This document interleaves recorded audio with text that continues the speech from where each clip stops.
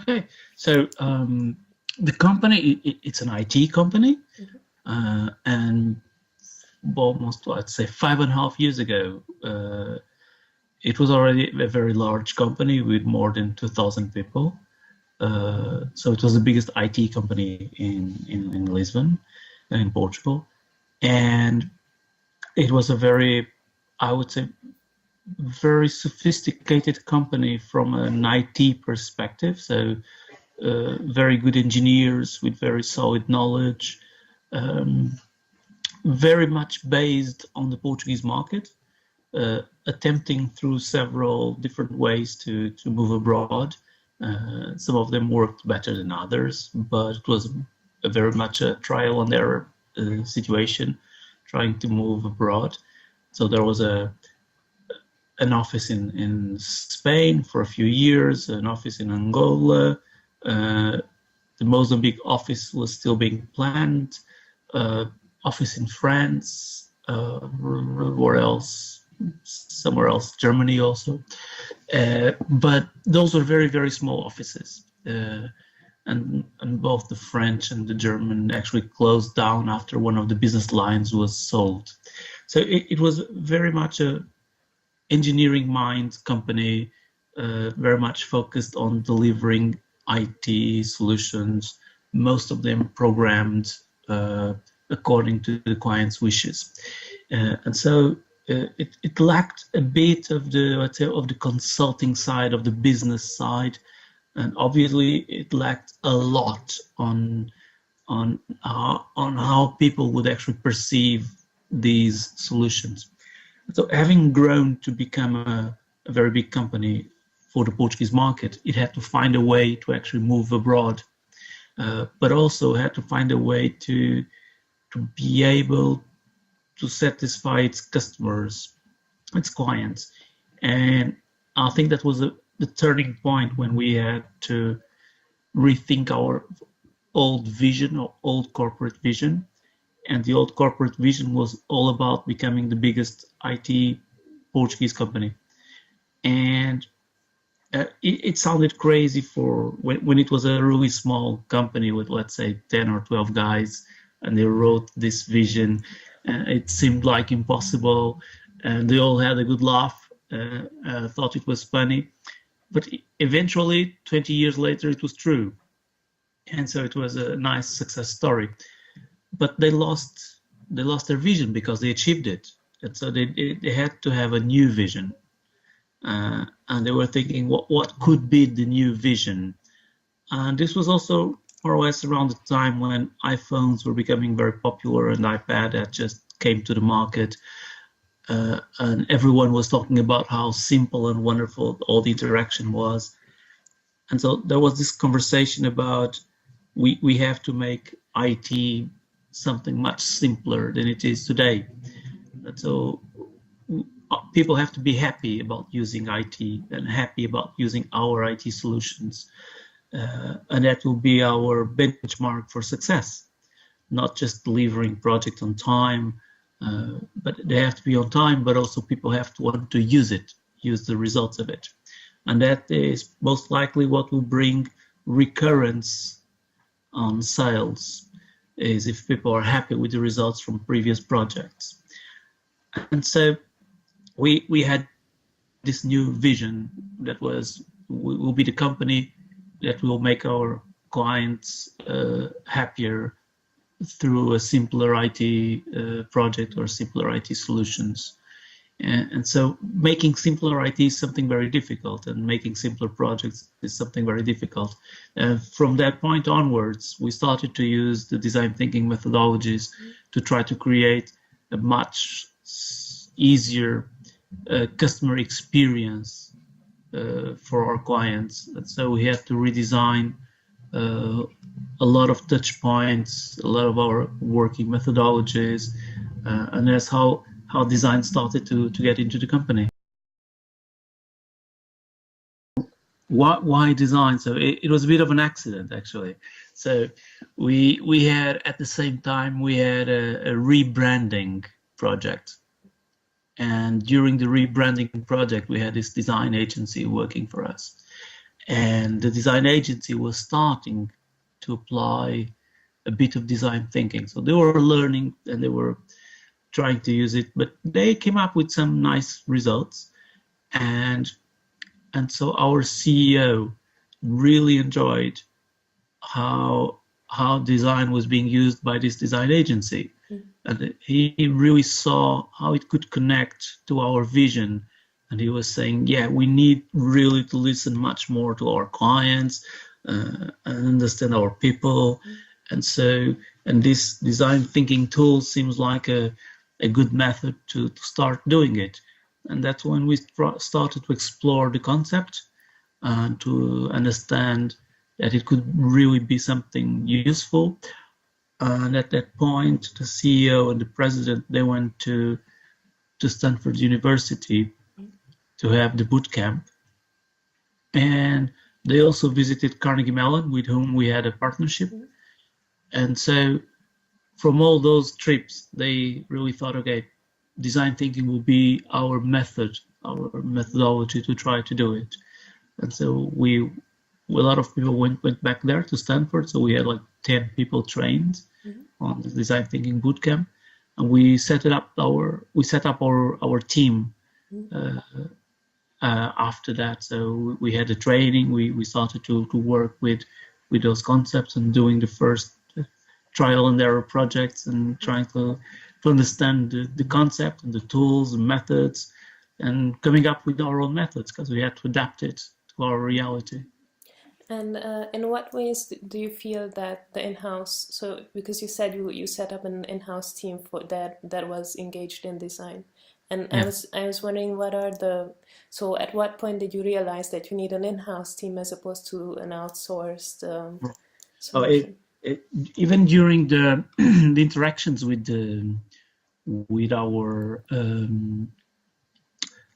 our design agency for the branding project, we realized that an outside company will only be able to go as far as a given point. Something like they can help to start a transformation project, but they had to be here with us all the time, breathing the same air as we do, to understand the company at a deeper level.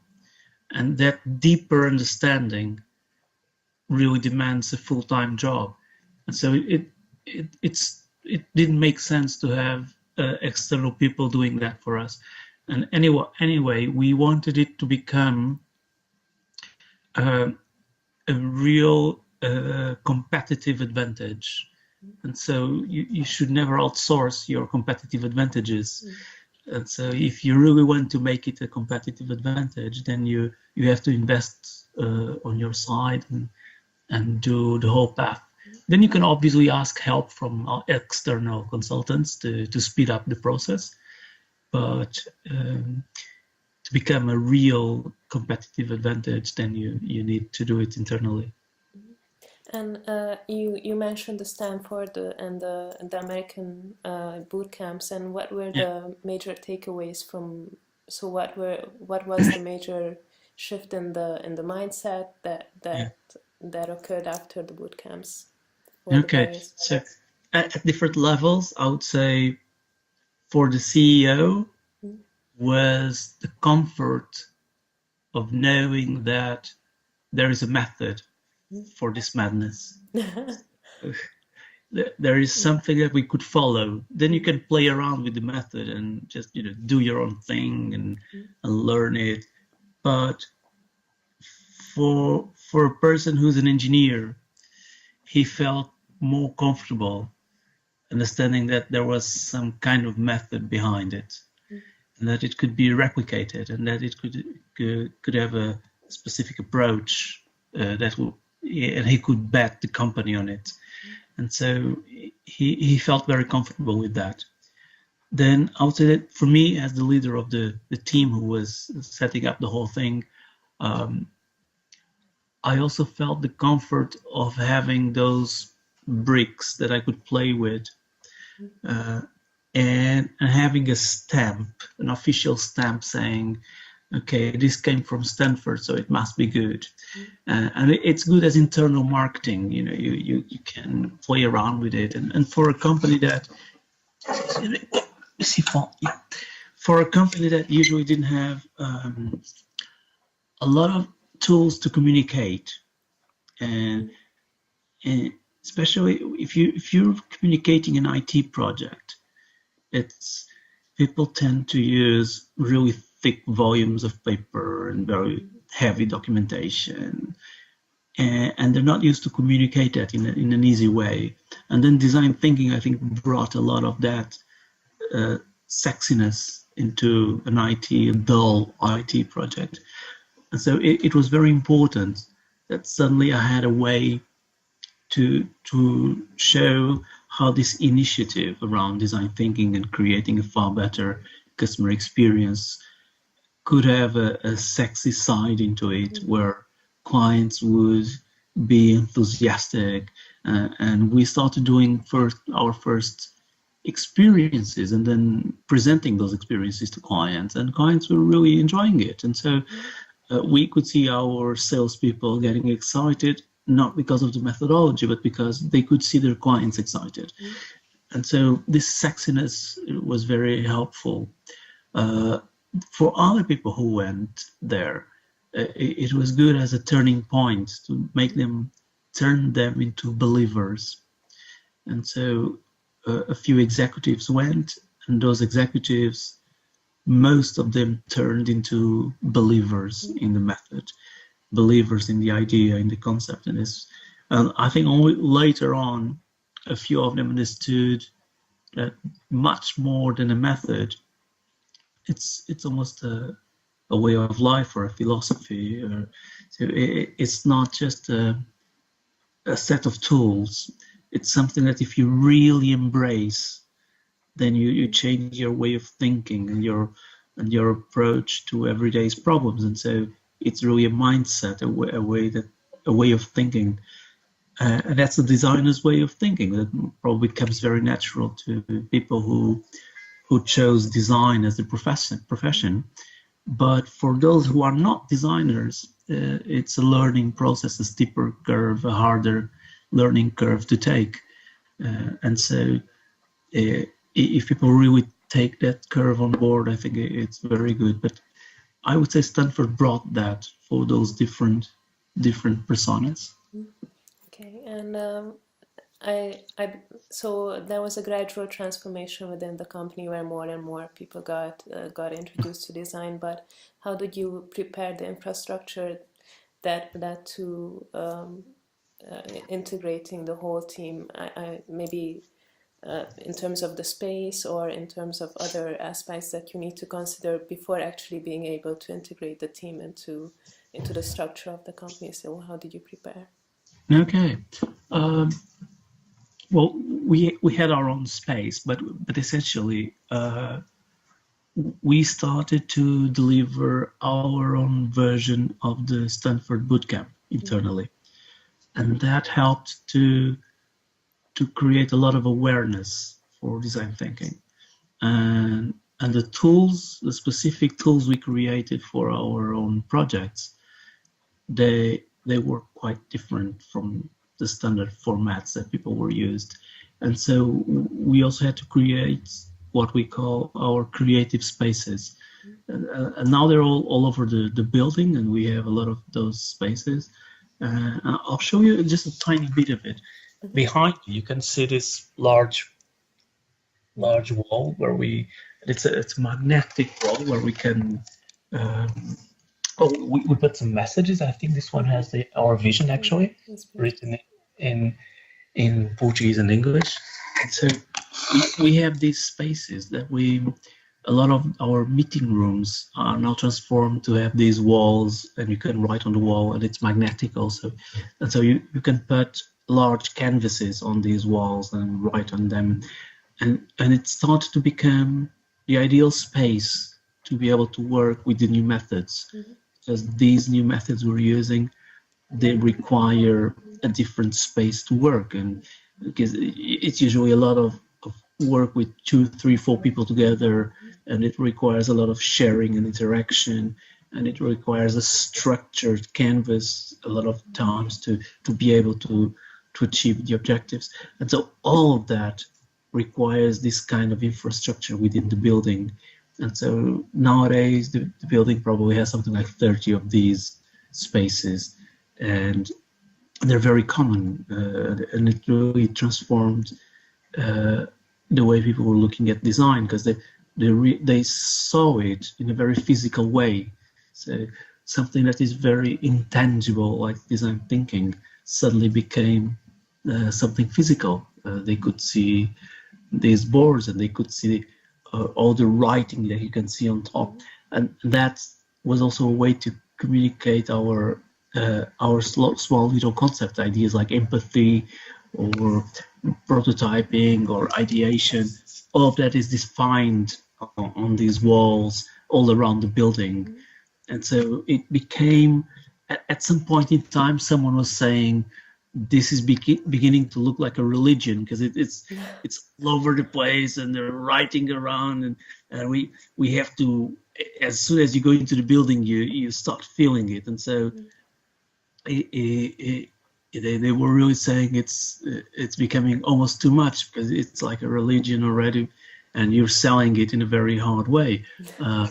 But I think that now it feels natural. So there was one point in time through this transformation where I think people were feeling we were taking over the building, and now it feels natural. But at some point in time, it didn't feel. So it was a funny moment of transition. And I was wondering, according to your experience, what were the major tools that set in motion creativity and innovation within the team? So apart from the space that you created, were there any major tools? I would say we created a couple of very specific tools for IT that really brought in a bit of the customer journey, which is very used in service design, and a bit of UX, of user experience design, and then combining all that with business processes and software integration. So we had these large canvases that were allowing to start to think our clients' problems based on those concepts. And you would start from the customer journey. And that was a very, very different approach, because people would usually start from IT integration and then understanding how does IT problems relate to business process somehow. And they would never worry about then actually linking to the flow as you see it from a client perspective, and much less even from a UX perspective on user experience. And so these maps started to create this notion that the whole thing is very well connected, and it joins different teams. Now you can talk with your client, and with your clients, perhaps sales or marketing team from a client, and you're requesting some business process that will take some IT problem in consideration, and you can see how it all flows from the ideas that sales or marketing will have, how they integrate downside with all the IT issues that the company has. So if you see a whole flow, when you have the customer experience that our clients want to create to their own clients, and we help them design that, and then we can help design the software to actually provide it. And so I think that specific tool was fundamental to start this transformation.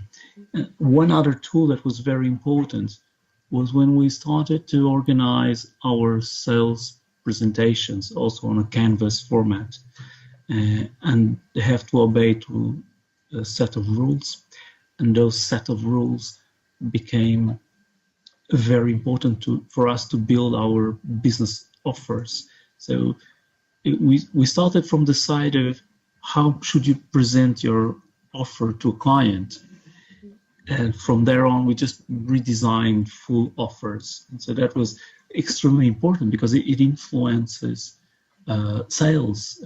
And obviously, a big company needs sales every day. So if we're helping on the sales front, then we really contribute to the results of the company. And that was also extremely important. I was wondering, can you highlight the very first project that an actual design-led innovation team started or worked on in your company, and how the mindset, or not just the mindset, but how it actually got integrated? Was it only part of one department, or was it working alone, or was there an actual collaboration throughout the whole company? We always did it with collaboration. We never worked alone. So when we work alone is basically to actually develop some methods, but apart from that, we're always working with somebody else in the company. And so we're not an isolated team doing small stuff or specific stuff. We always work for somebody in the company. And so that allows that our work is always connected to the, I would say, to the blood circulation of the company. So we're always really connected with the main machine, I would say. And that's fundamental. Otherwise, you start to divert into something that no one cares about. And so we actually took some lessons from some of the earlier projects, like when we decided to develop something, we thought it was a nice business offer, and we had someone from one of the business lines supporting us, and we realized that no one else wanted to, so no one wanted to sell it.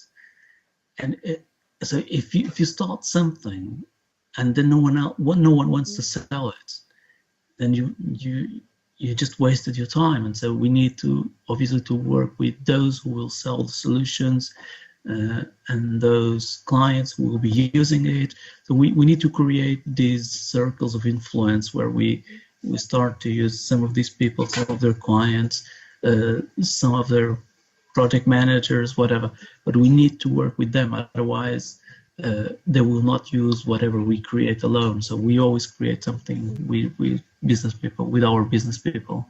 And as you said, so you need to generate that kind of trust in order to be able to some kind of a legitimacy for the work that you do. And what are the major milestones in your opinion, or what are the major tools apart from, so maybe create workshops, or if it's within the company, or like seminars for others to see what your methodology is, or what kind of tools would you use to I think that when we started to use our version of the Stanford Bootcamp, that was very important to create awareness. But that's just for awareness. It doesn't let people really adopt it. Then you need to have a few success stories. You need to say, we've done this with that client and it really worked, produced these results, and we did it with another client and it also produced some results. And so if you start to show some results, then people will really want to also to use that. So we had to have some results, and to have those results, we started to work with those people that were really more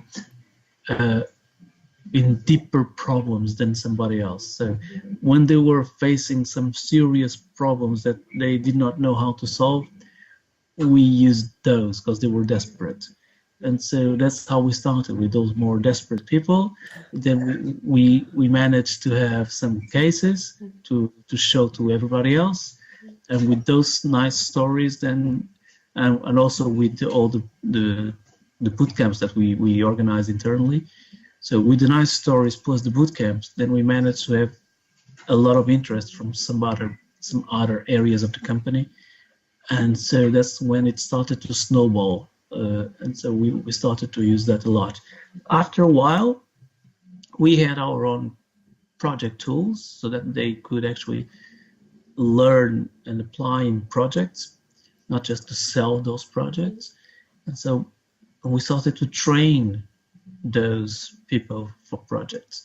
And then when a project is over, they used that training, then they will split a team and move to some other projects, and they can already take that knowledge to for their next project. And so after a while, we have this large snowball effect where nowadays a lot of the people already know the methods and use those methods.